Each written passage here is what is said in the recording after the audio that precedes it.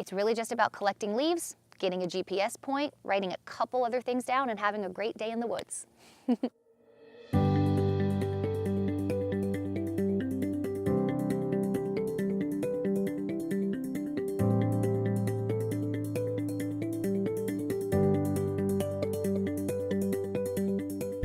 We are here at the Fairfield Osborne Preserve, which is part of Sonoma State's campus, to do the Sudden Oak Death Blitz. And that is a citizen science project. It's a collaboration between UC Cooperative Extension, UC Berkeley, and the Master Gardener Program of Sonoma County. Sudden oak death is the disease that is caused by a pathogen called Phytophthora ramorum, and that's a water mold. And it has been infecting oak trees as well as over 100 species of foliar hosts and tan oak trees for over 20 years now in California and Oregon. And it seemed to get a little better in the drought, but what we're finding is that it did not go away, and in fact it has come back with a vengeance after the drought. So in some areas of Sonoma County, we actually see a 10-fold increase in incidence of sudden oak death just in the last 2 years. Thank you so much for coming, everybody. I'm Carrie Winninger. This is the Sudden Oak Death Blitz at Osborne Preserve. Are we all here for the right reason? Fantastic. I like to say it's a hike in the woods and you're collecting leaves from California bay laurel trees that look infected. There's a video going on showing you what to look for. You collect your leaves, you get 5 to 10, put them in a little packet, take your GPS location, then you just write down a couple pieces of information such as, is there a tree nearby that's an oak tree that looks like it's dying? And then you write down things like how far it was between the last tree that you saw. So for example, if you walk 200 yards and you're looking for an infected tree and you don't see anything, you write that down even if you don't have a sample, because that's still helpful information to let us know that actually there isn't a disease in this area. That's number 47 sample, I think. 48, because we did okay, 2 over that's there. right. Yeah. Oh yeah, yeah, that looks Right. like a telltale sign.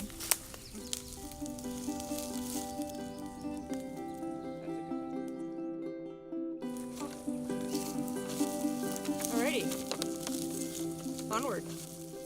Bay laurel is a common tree found on Fairfield Osborne Preserve, and if you look on some of the leaves, what you're looking for is a classic sign of Phytophthora ramorum, which would be a darkening beneath a dark brown band, and then above that you'll find a yellow haloing mark, and then the rest of it just looks like a normal leaf. So it's pretty hidden. You wouldn't think that anything's wrong unless you know about what you're looking at or looking for.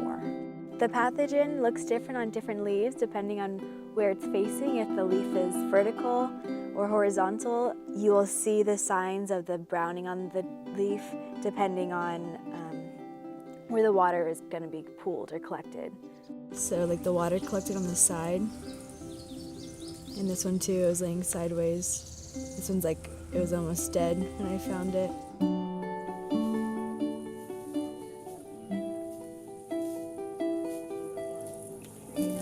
I have 3 leaves here. Want to take those? This place really means a lot to me, so I wanted to get more of an in-depth look at, what are we looking at problem-wise with this pathogen on this preserve. You're able to become more aware of the problem when you're actually looking for it. Otherwise, when you're just kind of wandering around here in the woods, you kind of think, oh, it's nature, there's probably nothing wrong with it. You don't really think about any sort of pathogens or anything that might be really taking effect. And when you're out here and you're actually looking for things and you hear of something that might be a problem, that's when it becomes more real, and that's when you are paying more attention to what kind of problems actually exist here in the natural world. One reason this is really important to do today is because we need to make sure people know that this is still a problem. And this data that we get, we could never get without the help of citizens. So citizen science utilizes the public, non-scientists, to get data in massive amounts. So we have public coming up here, landowners, students, people that are just neighbors nearby, and they may be concerned about oaks on their property.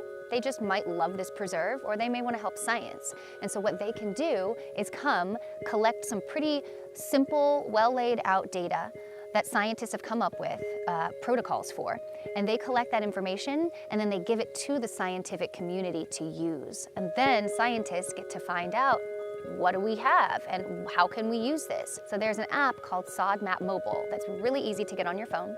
And you can literally just push a button and it tells you, where am I standing right now? What is the risk that a tree will have sudden oak death? And it maps that using the data from this blitz. So if we find out today on the preserve that there are X number of trees from this very spot that I'm standing that have sudden oak death, that will help make that app available for the public. It's just about being an active member in your community and then also helping out these things like this today. If we didn't volunteer and do this, then it wouldn't get done, and these trees don't have as much samples sent off and research can't be done as correctly. It's just people need to get involved. You can't expect somebody else to do it. And I feel like that's a lot of people's problems is the bystander effect, where they say, oh, somebody else will do it. No, you can do it. Be that person, be the change you want to be. That's my closing statement. Drop mic. If you use the public, you activate the community to get more information.